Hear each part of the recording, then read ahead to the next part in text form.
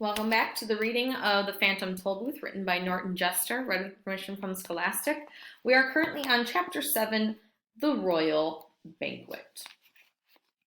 Right this way, follow us, come along, step lively, here we go, they shouted, hopping from the wagon and bounding up the broad marble stairway. Milo and Tok followed close behind. It was a strange-looking palace, and if he didn't know better, Milo would have said that it looked exactly like an enormous book, standing on end, with its front door in the lower part of the binding, just where they usually place the publisher's name. Once inside, they hurried down a long hallway, which glittered with crystal chandeliers and echoed with their footsteps. The walls and ceiling were covered with mirrors whose reflections danced dizzily along with them, and the footmen bowed coldly. "We must be terribly late," gasped the Earl nervously as they reached the tall doors of the banquet hall. It was a vast room, full of people loudly talking and arguing. The long table was carefully set with gold plates and linen napkins. An attendant stood behind each chair, and at the center, raised slightly above the others, was a throne covered in crimson cloth. Directly behind on the wall was the royal coat of arms, flanked by the flags of Dictionopolis.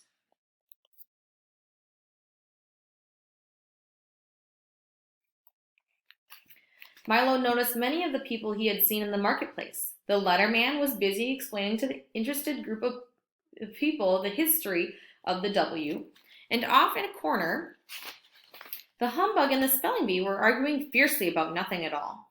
Officer Shrift wandered through the crowd suspiciously muttering, "Guilty, guilty, they're all guilty." And on noticing Milo, brightened visibly and commented in passing, "Is it 6 million years already? My, how time flies." Everyone seemed quite grumpy about having to wait for lunch, and they were all relieved to see the tardy guests arrive. "Certainly glad you finally made it, old man," said the humbug, cordially pumping Milo's hand. "As guest of honor, you must choose the menu, of course." "Oh my," he thought, not knowing what to say. "Be quick about it," suggested the spelling bee. "I'm famished. Famished." As Milo tried to think, there was an ear-shattering blast of trumpets, entirely off-key, and a page announced to the startling guests, "King Azaz the Unabridged." The king strode through the door and over to the table and settled his great bulk onto the throne, calling irritably, "Places, everyone! Take your places!" He was the largest man Milo had ever seen, with a great stomach, large piercing eyes, a gray beard that reached to his waist, a silver signet ring on the little finger of his left hand. He also wore a small crown and robe with the letters of the alphabet beautifully embroidered all over it.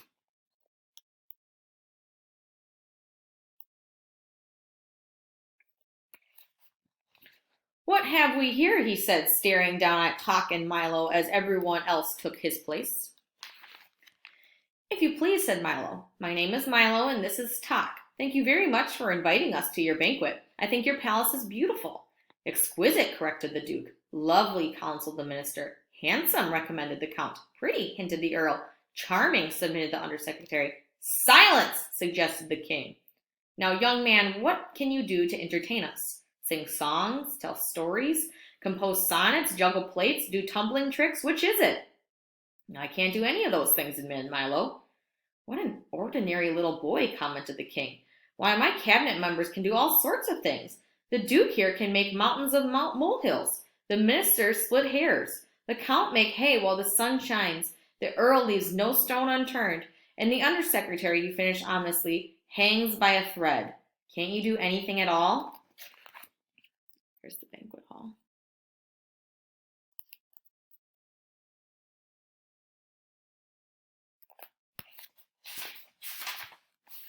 "I can count to 1,000, offered Milo.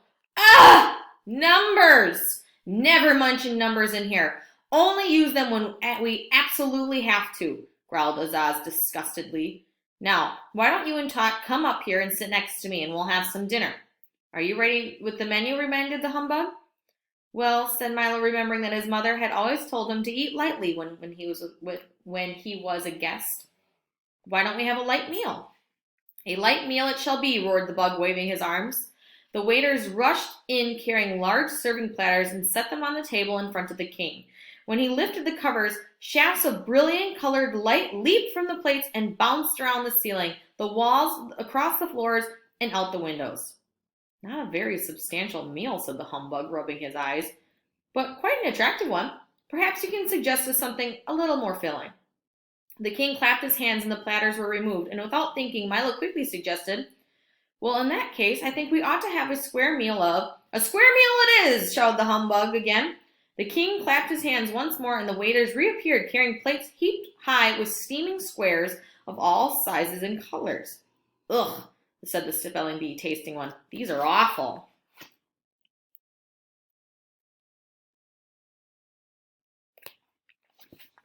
No one seemed to like them very much either, and the humbug got one caught in his throat and almost choked. Time for the speeches, announced the king as the plates were again removed and everyone looked glum. You first, he commanded, pointed to Milo. Your Majesty, ladies and gentlemen, started Milo timidly, I would like to take this opportunity to say that in all the... That's quite enough, snapped the king. Mustn't talk all day. But I had just begun, objected Milo. Next, bellowed the king. Roast turkey, mashed potatoes, vanilla ice cream, recited the humbug, bouncing up and down quickly. What a strange speech, thought Milo, for he had heard many in the past and knew that they were supposed to be long and dull. Hamburgers, corn on the cob, chocolate pudding, Pudding, said the spelling bee in his turn.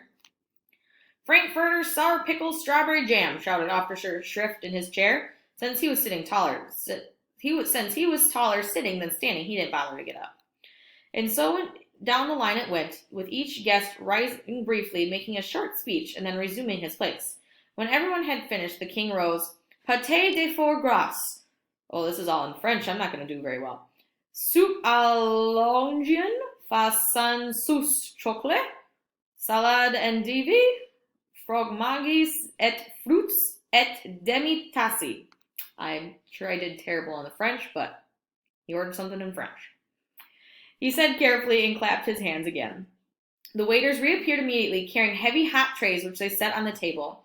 Each one contained the exact words spoken by the various guests, and they all began eating immediately with great gusto. Dig in, said the king, poking Milo with his elbow and looking disapprovingly at his plate. I can't say that I think much of your choice. I didn't know that what I was going to have to eat my own words, objected Milo. Of course, everyone here does, said the king, grunted. You should have made a tastier speech. Milo looked around at everyone busily stuffing himself, then back at his own unappetizing plate. It certainly didn't look worth eating, and he was so very hungry.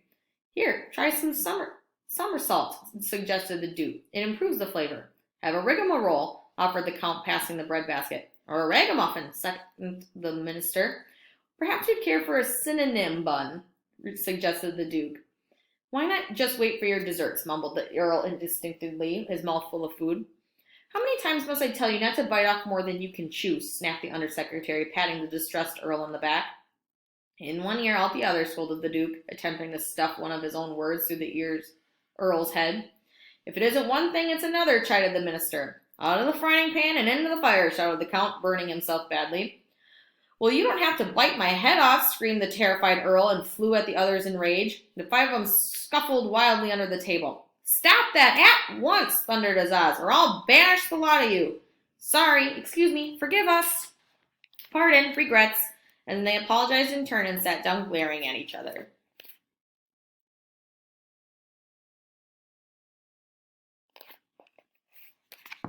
The rest of the meal was finished in silence until the king, wiping the gravy stains from his vest, called for dessert. Milo, who had not eaten anything, looked up eagerly. We're having a special treat today, said the king, as a delicious smells of homemade pastries filled the banquet hall. By royal command, the pastry chefs had worked all night in the half-bakery to make sure that... The half-bakery, questioned Milo. Of course, the half-bakery, snapped the king. Where do you think half-baked ideas come from? Now, please don't interrupt. By royal command, the pastry chefs have worked all night to... What's a half-baked idea? Asked Milo again. Will you be quiet? Growled Azaz angrily. But before he could begin again, 3 large serving carts were wheeled into the hall, and everyone jumped up to help themselves. They're very tasty, explained the humbug, but they don't always agree with you. Here's one that's very good. He handed it to Milo, and through the icing and nuts, Milo saw that it said, "The earth is flat." People swallowed that one for years, commented the spelling bee, but it's not very popular these days, D-A-Y-S. He picked up a long one that said, "The moon is made of green cheese." and hungrily bit off the part that said cheese. "Now there's a half-baked idea," he said, smiling. Milo looked at the great assortment of cakes, which were being eaten almost as quickly as anyone could read them. The Count was munching contentedly on "It never rains, but it pours," and the King was busy slicing one that said, "Night air is bad air." "I wouldn't eat too many of those if I were you," advised Tot. "They may look good, but you can get terribly sick of them." "Don't worry," replied Milo. "I'll just wrap one up for later." And he folded his napkin around. Everything happens for the best. And that is the end of chapter 7. I kind of like that one just because the words were just funny and they were playing on some of the ideas of half-baked ideas and how different words taste, and eating your own words. I just thought it was very clever. So I really like that chapter. So next we're on to chapter 8, the Humbug Volunteers. So I'll see you next time.